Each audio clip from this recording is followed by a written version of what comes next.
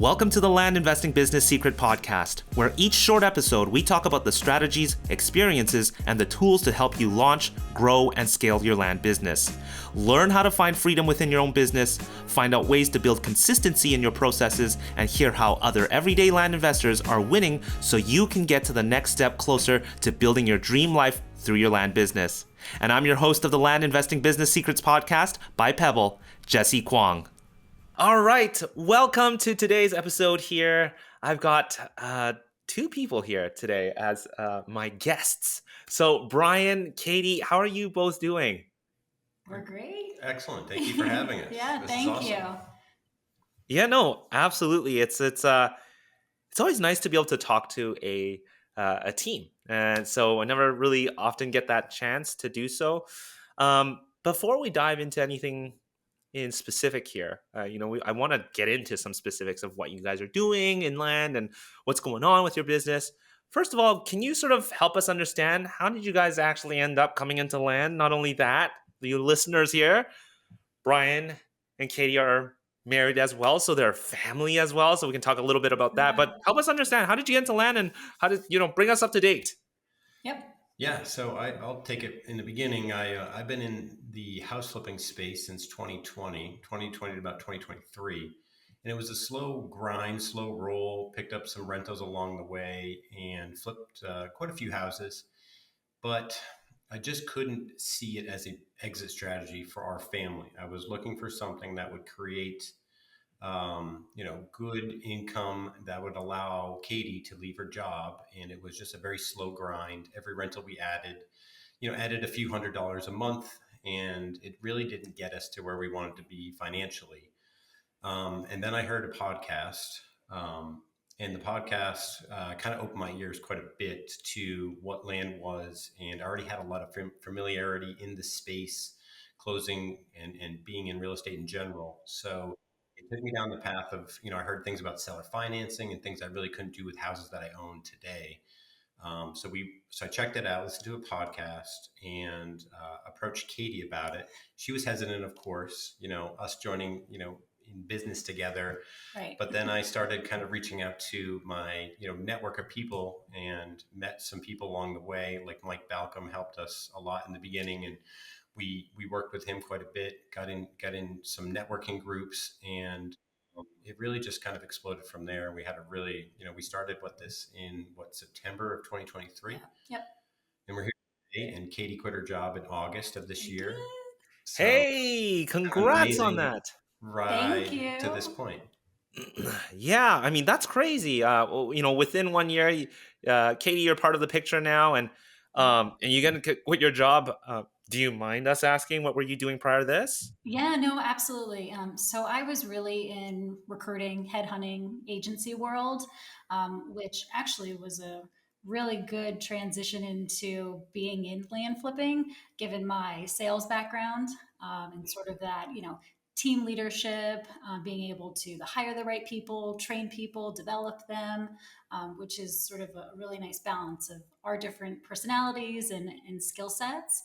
But I was working with the same company for 11 years when I finally ended up, giving my notice. And really in the beginning was helping to support with, hiring people, doing a lot of operational stuff, dabbling in the texting. But really, once I was able to quit, that's where we were able to sort of take it to the next level. Amazing. Now, before we get into, land stuff, Brian, help us understand, looking back at housing and versus land, what kind of outcomes did you come to? Like, what did you sort of realize there? And would you ever go back into houses? Yeah, I realized it was saturated. We were doing our own marketing. We were doing PPC. We were doing some conventional marketing tactics for our houses, and we were looking in a very narrow geographic area. So I had to be able to touch the houses. I had to be able to visit the houses. I had to be able to buy the supplies. So it was really in the day-to-day minutia of the business, and it all had to be within 30-minute drive for me to make make this work. So once I saw the differences in the land, I was able to, the geographic, restrictions were eliminated. That opened up marketing. I think that helped with the competition, so it eliminated that factor. Well, at least lessened that quite a bit. So very saturated, very competitive, and then just a much slower grind in the house flipping and rental space, which I'm happy I did it for 3 years. We have a little portfolio that is always something to fall back on. And we can use, for different tax strategies and whatnot. But along the way, it's definitely a blessing to have found this. It's interesting though, coming from the housing world, you mentioned it, it's just a lot more competitive in that space. Um, some of those, that mentality, you can bring over now into land where I'm assuming it's considerably less competitive. But, was there any sort of takeaways that you or skill sets that you've learned or gained through housing that you're now using in land? Because the way I see it is that land is somewhat following the footsteps of housing, or just further delayed and further behind. But and I don't know if it'll ever get to that sort of saturation level just because it's land, not houses. But yeah, is there anything that you're tying over? Like you mentioned PPC. I don't know if you're running PPC. And for those that are listening who don't know what PPC is, that's pay per click, or that's paid traffic, basically online ads. But is that any of that stuff, anything tangible that you're bringing over, any sort of even mental fortitude that you're bringing over from houses? What do you see sort of brought over?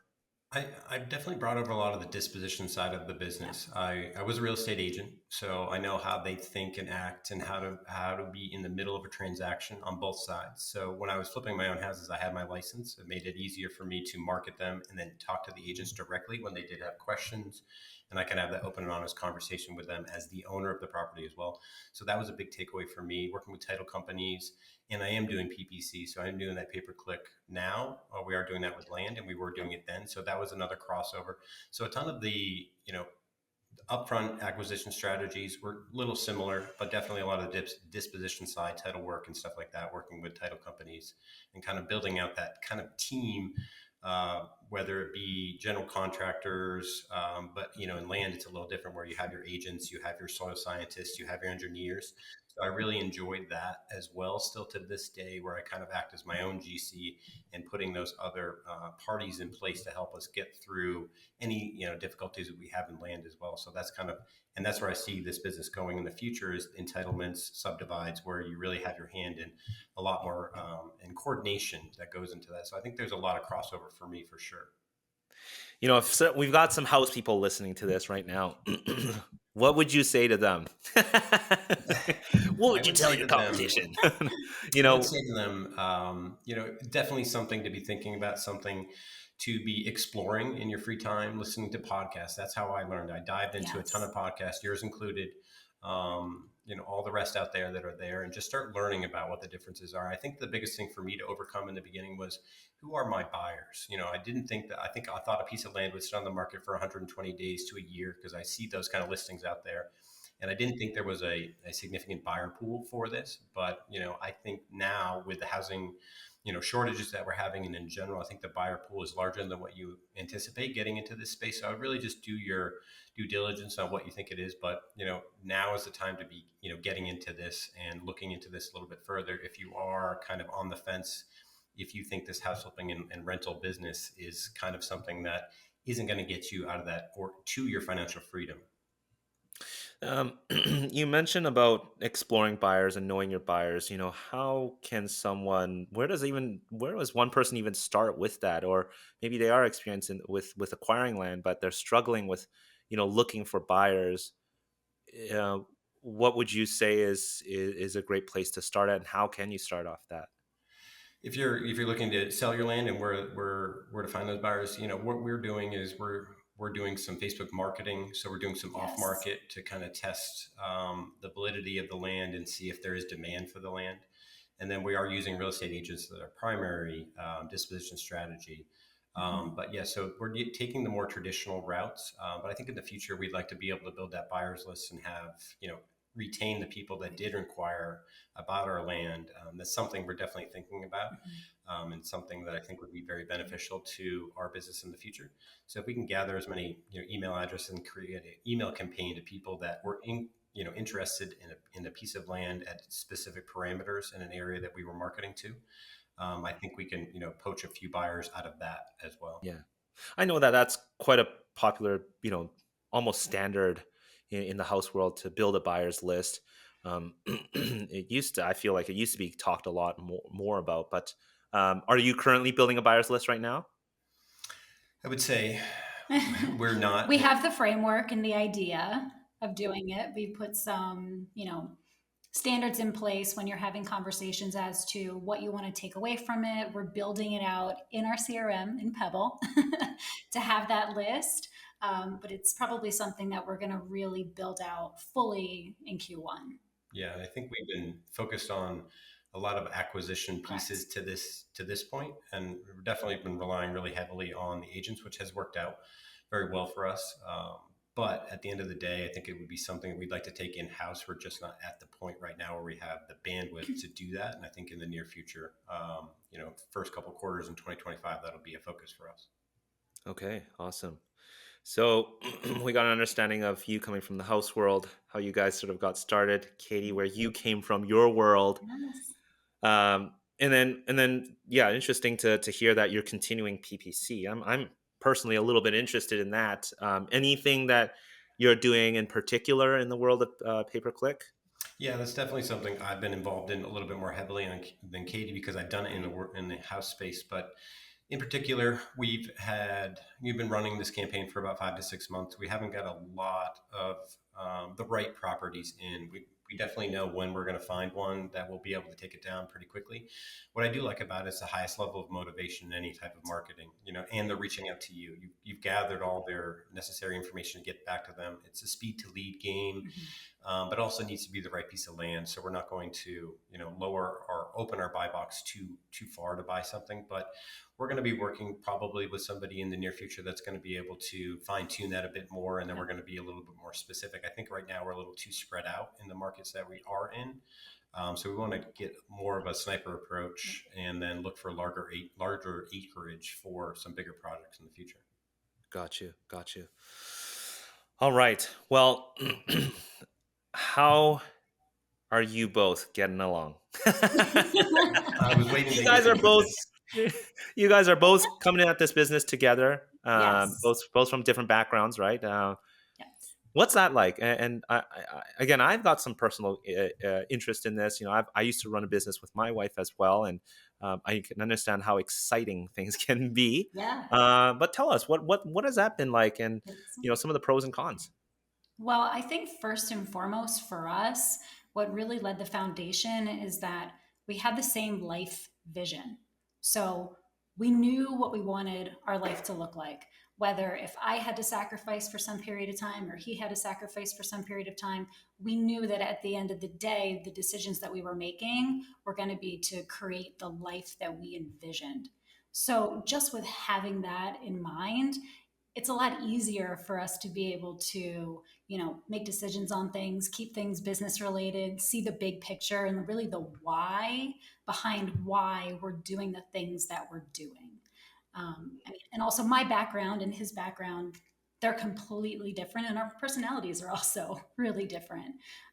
So really being, for me, coming from the sales world, leading teams, managing folks, guiding folks, helping people sort of be the best versions of themselves, that really led me to being able to really focus on the acquisition side of the business. And then with Brian, coming from commercial banking, underwriting, and having a real estate background thereafter, that really made it very clear that he's analytical, right? He's the visionary. I'm the integrator, right, within the business, and we were really able to sort of divide and conquer to really leverage our skill sets, and at times, be able to, guide us back maybe with some outside knowledge, but really kind of stay in our lanes to some extent and allow us to be able to do what we do best. Amazing. You guys talk about having a similar or aligned vision or life vision. What does that look like for you guys, if you don't mind sharing? That's a great question. It is That's such a evolving, good but we do have question. 2 kids, 3 and 4 years old. So our vision is to, we're on vacation right now, so it's a little. We want to have as much time with them, Yes. and especially in these early development years, we just want to be able to spend as much time as possible with them, and then take them as many and give them as many experiences as that Hmm. we can possibly Sure. handle. So with the business running at the same time, so it really is kind of provide a really cool life for them. And then who knows? Find a piece of land for ourselves. 10 acre plus with a water. We've definitely talked about that with a water feature. We just want to have this really cool, maybe homestead, Maybe some something. chickens. Who knows? My daughter really loves chickens. Just something that we can find for them, and then it's really cool that we can market for something like that. Right. And we always keep an eye on every piece of property that begins developing into something that we could buy as a potential home site. That's really cool. I mean, you can constantly have conversations between you guys, grow that vision, continue to mold it, Mhm. um, and stay on track together. You guys have kids in the picture there that kind of hold everything together as well. So, as Right. a parent of a young kid, I understand what you're talking about, wanting to spend time, and I think that's so important to keep in mind. It's one of the things that I talk heavily about, in what I run called the Dirt Hacker Challenge, is really focused on the why. I know it's a little bit sometimes woo woo, and it's sometimes hard to put yourself in that place when you're always on the go, go, go, and you just want to figure Mhm. out this business and actually prove the concept itself. But it really is that vision that continues to keep things Right. moving forward, and the drive to kind of experiment and try things. Yeah. So I'm 100%. super excited for you both. What about, like, I don't know. Do the kids ever like meddle in your business? Like, mom, dad, are you working again? Like, how Of does that, course. how does Yeah. that all pan out? Of Yeah. course, there definitely is a lot of. They're napping right now, Yes. so They're we were sleeping. Timed very. them both. We timed them both to get down at the same time. They're like, please sleep. I will say Please. though, there's one other thing that I think we have an advantage over some other partners is we spend Time. obviously almost 24 hours together every day. So, Yes. it seems like, maybe from the outside that we shouldn't be speaking about our business at 9:30 at night when we're laying in bed, but we do. And I think we have a slight advantage for that. It's exciting though. It is. And we love it so much that, and we know it's going to be our future and Mhm. something we want to do for a long time. So we love tinkering and coming up with different ideas. So I do think that's a slight advantage over other partnerships out there as we Yeah, just, we are in person, whether it's Sunday morning at 6:30 a.m. or Tuesday at 10 p.m. We're together talking about it. And to have the support, it's not like your spouse supporting somebody else, their business. You guys are literally in this together, and Yeah. that gives that sort of like the kind of confidence you get from that, and you can sort of brave everything together. I think that is awesome. So I guess I'm gonna have to marry my co-founder or something.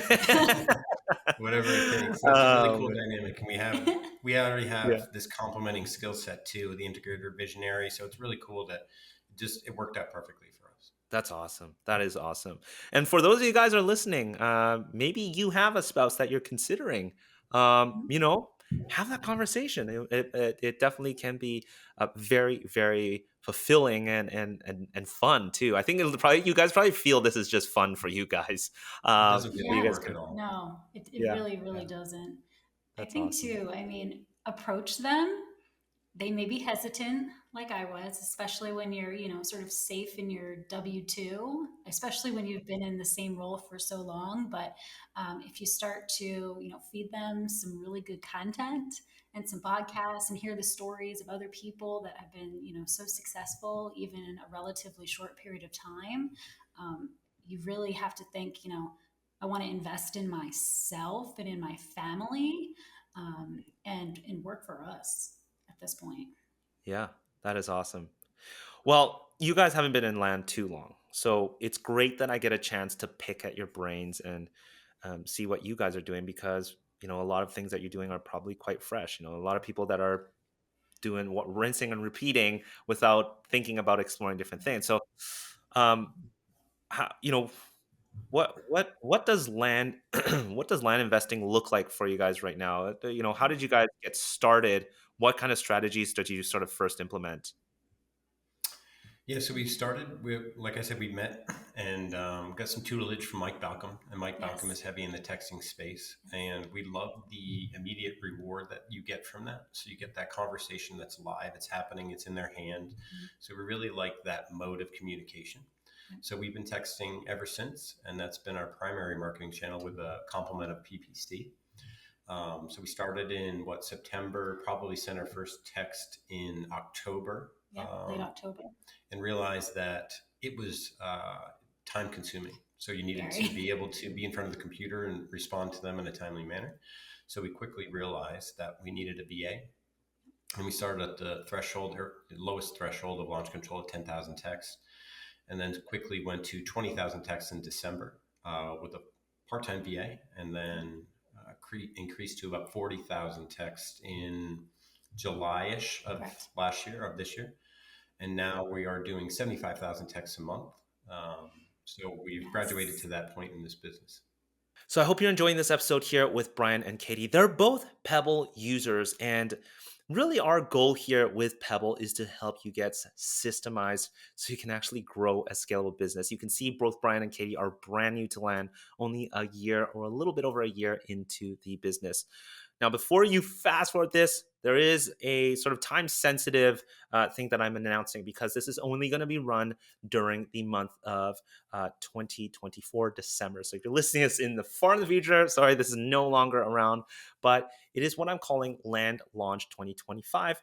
I see a lot of people sort of sit back and take December as a month off, and they don't start back up in January and they miss out on the deals in January. How do I know this? I see this every year. We've been doing this for 4 or 5 years now. And we see that people are getting deals done right at the start of the year. So what is happening is for all of January, if you sign up for Pebble before December 13th, for December, you will get full free access to Pebble. Not only that, we have a 3-day workshop, and I'm going to be announcing that soon. So if you head over to pebblerei.com/LL, that's for land launch. So LL 2025 2025. You can find more information about our free 3-day workshop with 3 guest instructors that we're going to have. You also get access to Pebble, but ultimately the goal is to help you set up for success so you can get your first deal done in 2025 within January. All right. So that is the whole premise behind Land Launch 2025. There's more information if you head over to pebblerei.com/LL2025. Let's get systemized and let's get those deals done in January, because if you're not getting them done, somebody else is. Anyways, I hope you enjoy the rest of this episode here with Brian and Katie. That's awesome. Hold on there, though. What's funny is you started texting when the bleep sort of hit the fan at that time with texting. Mhm. How did you not get Yes. caught up with that? And just for context for people that are listening, there was a big scare with what happened with launch control at that time. I am not part of the launch control team. We've worked with them. We're in discussions with them. But what was kind of going through your guys' mind? Because I know a lot of people were flipping out and freaking out. I had Jaron on a hangout, a Pebble hangout here not too long ago, talking about the update us of what was going on. I kind of know what was going on behind the scenes there, but what was kind of going through your head? I mean, you're coming into land, you're like, oh, texting doesn't work, or you can't do this. What were you guys thinking? I would say that Mhm. we weren't really affected by it because we were so new in the Yeah. business, and we could have easily pivoted at that point. If Right. it was our primary marketing channel, we were doing 75,000 texts a month. I think we would have, been closer to the edge of the bridge at that point. But at where we were in the life cycle of our business, we Mhm. were able to overcome that pretty quickly, and the amount Correct. of texts that we were sending. And I honestly think it didn't really affect us that much, maybe because we were such a small fish in their pond, or we were able to navigate it. Right. So we were really unaffected, and then from there, we've been on the rise for sure. Yeah. Our pivot was some very basic operational adjustments. Okay, that was it.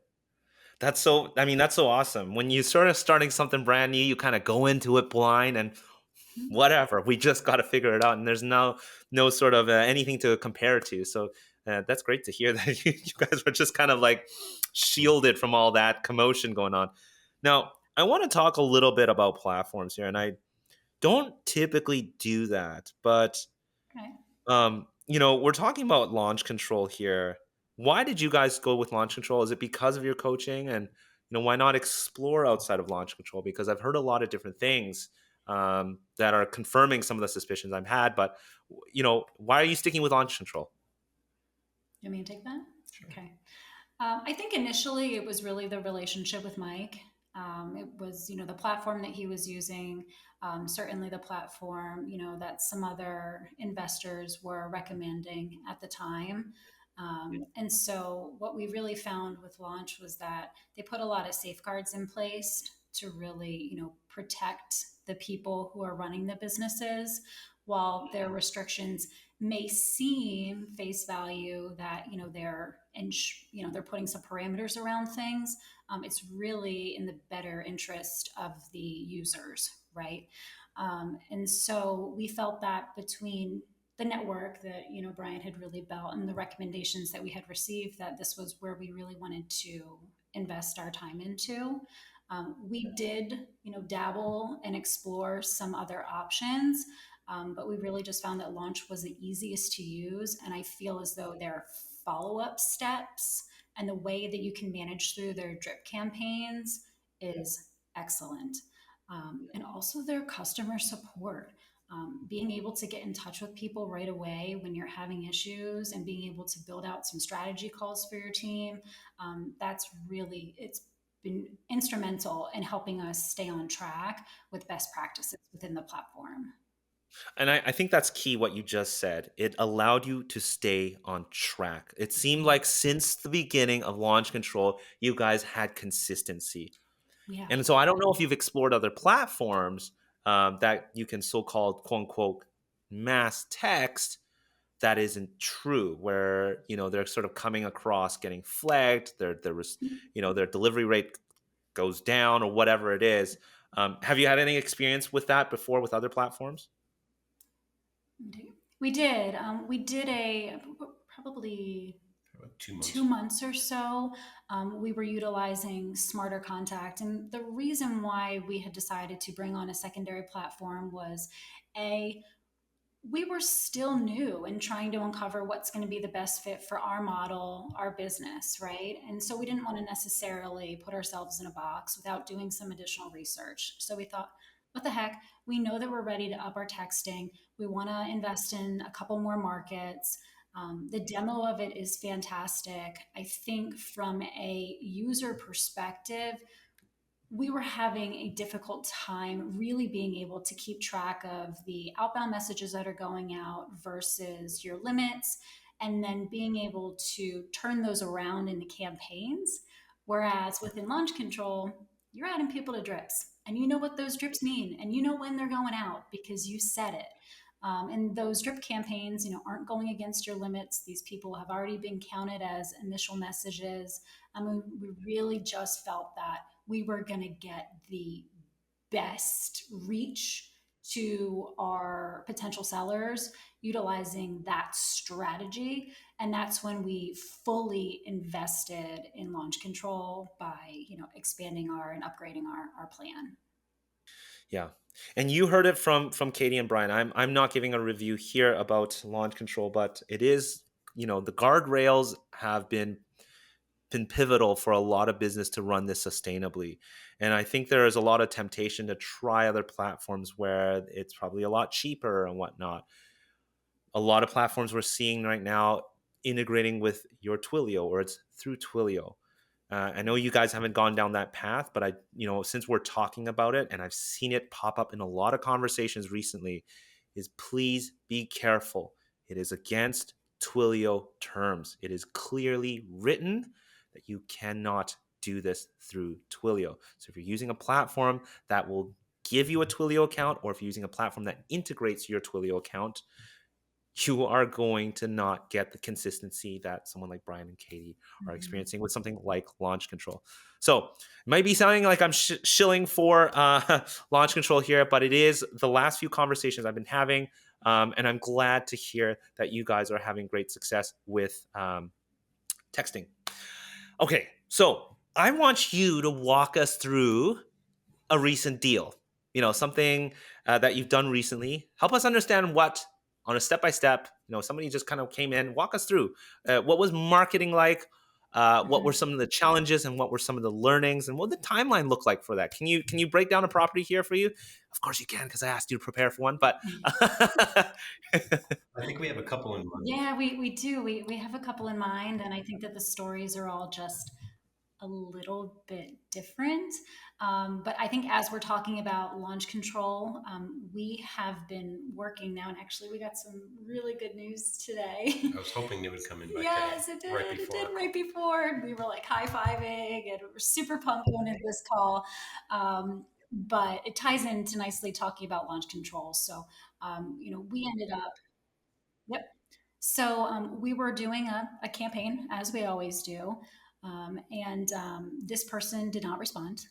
We added them to a very specific drip campaign, and I believe on the third or fourth follow up, they finally responded. And what's interesting enough is that we ended up adding them into our CRM that we put together in Drive. They kind of got lost, right? And because of really launch, keeping the communication going, we finally got a response. And I ended up having a conversation with the owner. And, at that point, she had inherited the property. And it took probably 3 calls or so, really building that relationship, for her to understand who we are, what we do, why we're truly interested in the property, what our process looks like. She is retired at this point. And so once we were able to get her to the point and really sort of, build that trust and that rapport and see the vision, I then had to build a relationship with the person who was really managing all the finances. So there was like a little bit of an additional layer there, some family members.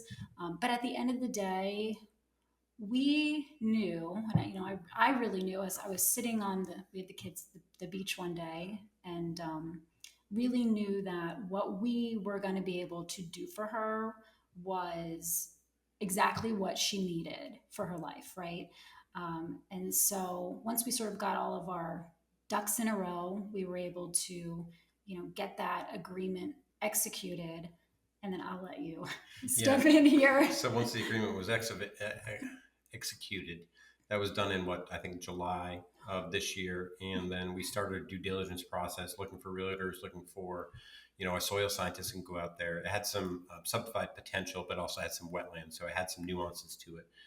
And so along the way, we worked with one realtor, ended up switching to a different one, and then we did 30 test pit sites on the property, and we're hitting bedrock on every one of them, and couldn't get adequate depth.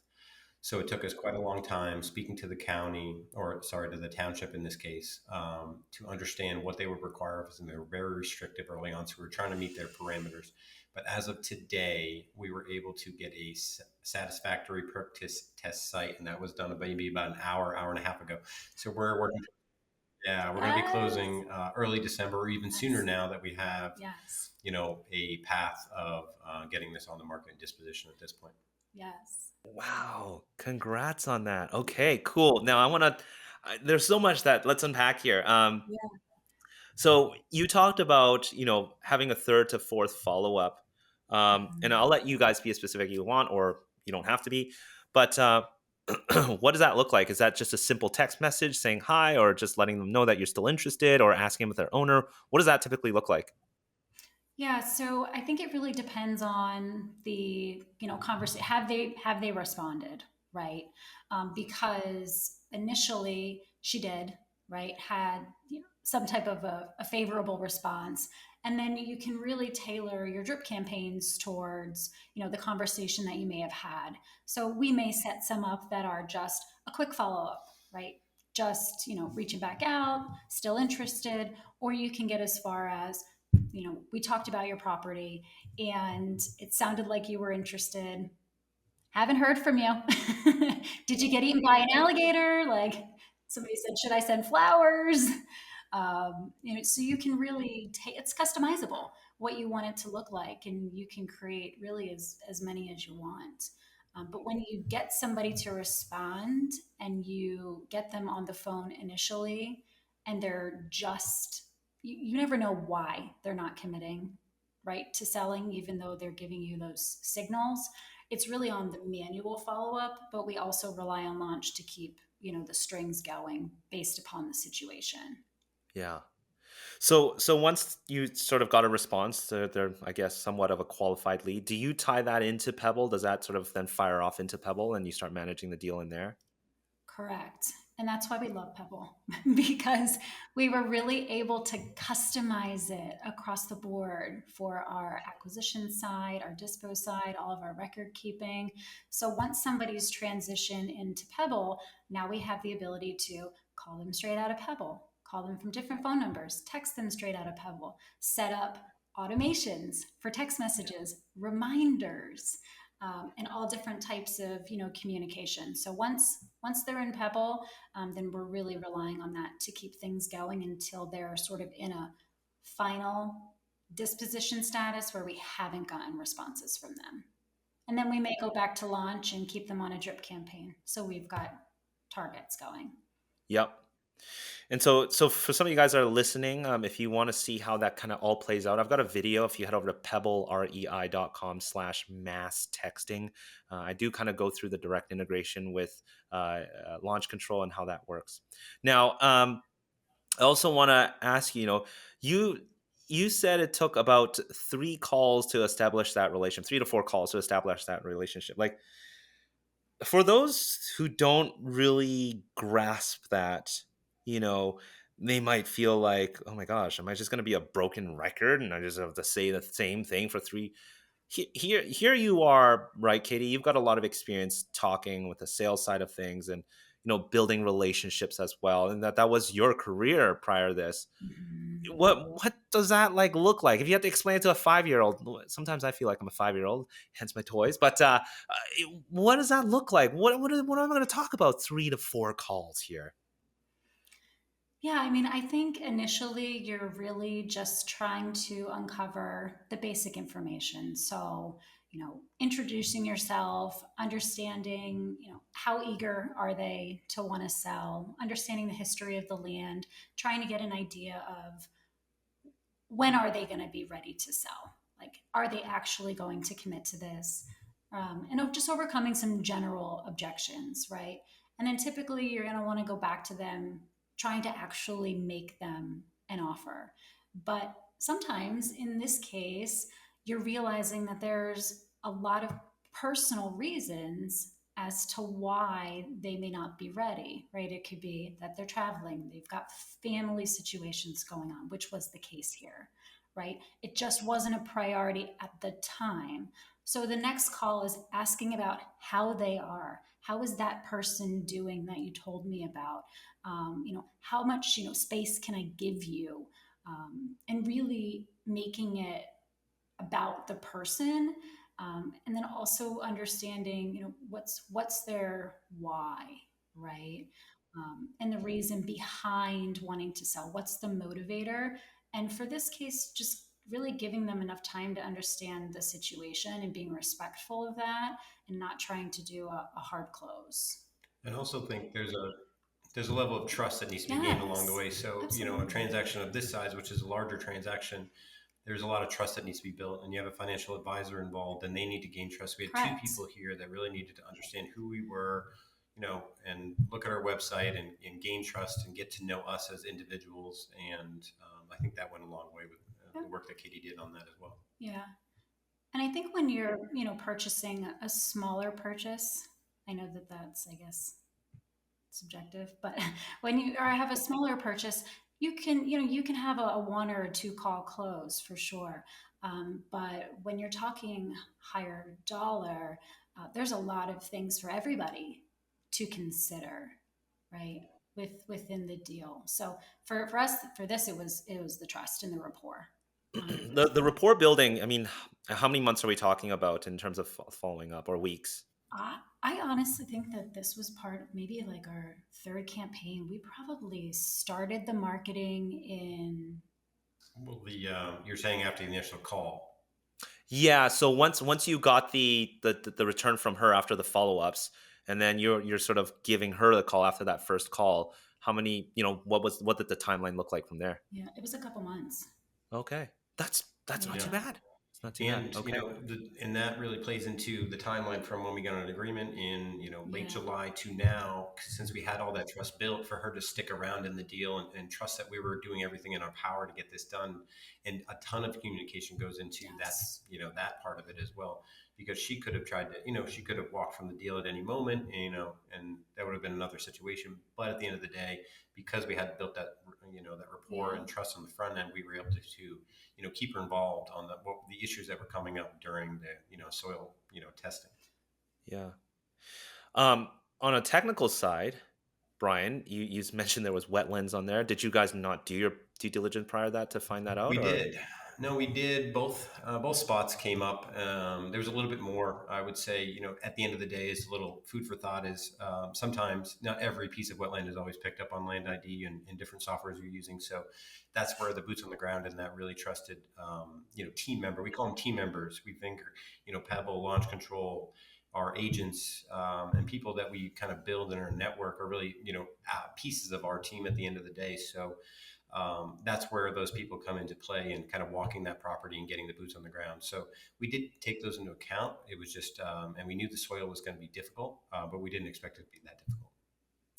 Just a little hint for you guys. I don't know if you know, last week we just launched our new mapping system. So for all you guys who don't know, you can now do what you typically do on Land ID inside of Pebbles. So your wetlands, flood zones, checking for elevation 3D maps, measuring the property. We've got a few more things coming out, past sales and all that. So for those of you guys who are listening, Brian, Katie, I don't know if you knew, but that is now built into Pebble, which is really cool. We've got a new property view as well. I'm super excited. Just visually, sometimes like it signifies there's change, and sometimes our updates within Pebble you don't even notice because visually it looks mostly the same. But this one's pretty visual, so you're gonna see that change. I think it should be actually be live either today or tomorrow while we're on this call. But again, for all of you guys that are listening, all right. Brian, Katie, thank you for walking us through that. And it's one of those things that I do get to hear a lot about, these sort of bigger deals that do take more time and relationship building. So trust in that. Sometimes I guess you don't see the payback on that until much later. And in your case, I Mhm. mean, this is Yeah. less than 6 months, which is sounds awesome. With the big smiles you guys have, I imagine you guys got a great deal ahead of you guys with that one. Okay, Brian, Katie, is there anything else that you guys want to share that perhaps that I didn't go through? I'm not always the best at preparing, but maybe you guys had something you want to express to the listeners, because there are a lot of people that are lost and are new to the space, and maybe they're losing hope. Is there anything that you can share, or maybe some learnings, or anything in general that you wanted to share? Yeah, I have definitely have something. I think community is super helpful. I'm a part of a mastermind Action Academy, and there is 300 members in there, of which maybe 50 or so are land investors at various stages of their timeline.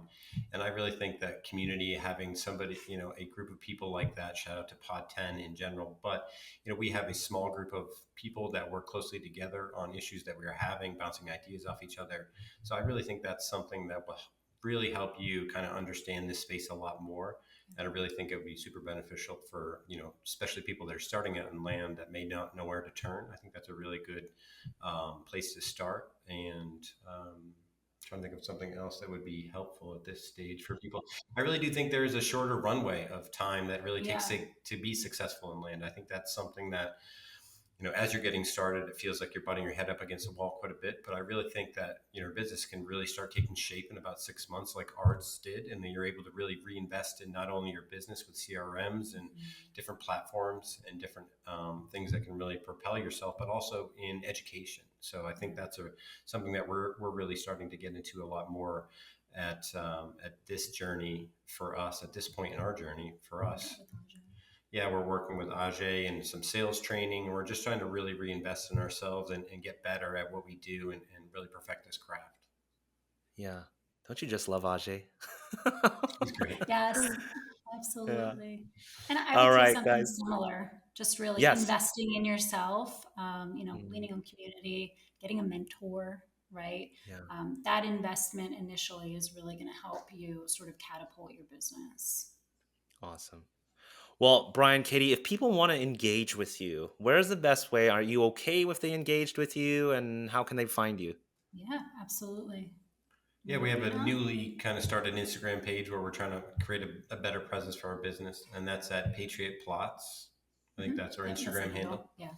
So that's the Awesome. name of our business, and you can find us right there and send us a DM, and we'd love to, either help you in any way we can or collaborate if possible. Yeah. All right. Well, slide into their DMs, everybody. Anyways, Brian, Katie, thank you so much for coming on the show, sharing with us your newfound success here with Land, and some of the really insightful things that you're doing on a day-to-day basis. And congratulations on everything. And yes, if you have a spouse, you want to get into Land, here's another prime example of why. Anyways, Brian, Katie, thanks so much for coming on the show. Thank you, Jesse. Thank you. Take care. Bye. Before you stop this episode or hit the next episode, I want to personally thank you for listening to this episode of the Land Investing Business Secrets podcast by Pebble. If you found this helpful, we'd greatly appreciate any awesome reviews and ratings on whichever platform you are listening to this on. And if you have 2 minutes and wanted to step it up even more and help others, feel free to share this in other Facebook groups or pages or any communities, giving others a heads up of the Land Investing Business Secrets podcast or the specific episode that may help them on their land investing journey. Once again, thanks so much for listening, and catch you on our next episode.